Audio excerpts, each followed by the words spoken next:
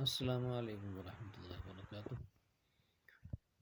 Vegetables میں سے میں کریلا کے خواص آپ لوگوں کو بتلا رہا تھا،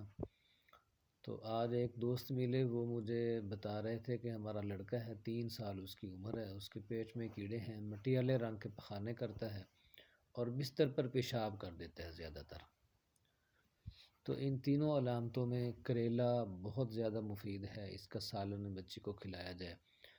اور دوسرا یہ ہے کہ اس کی بیل کے جو پتے ہوتے ہیں ان کا پانی نکال کر آدھا چمچ اگر 2-3 ٹائم پلا دیا جائے بچے کو نمک ڈال کر، تو اس سے جو ہے اس کے پیٹ کے کیڑے مر جاتے ہیں، خارج ہو جاتے ہیں، ختم ہو جاتے ہیں، اور مٹیالے رنگ کے دست بھی رک جاتے ہیں۔ اور تیسرا یہ ہے کہ وہ بستر پر پیشاب جو ہے وہ رک جاتا ہے، اس کا وہ ختم ہو جاتا ہے، بند کر دیتا ہے۔ اچھا،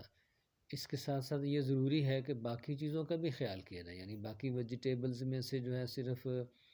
بیگن کھلایا جائے، پالک کا سالن کھلایا جائے،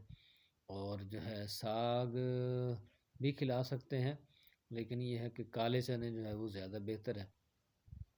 تو یہ غذائیں بھی، یعنی چنے ویسے بھی کھلائے جائیں، جو چنے ہوتے ہیں یعنی تازے تازے بھنے ہوئے گرم گرم چنے وہ کھلائے جائیں، اوپر سے مچھلی بھی کھلائیں،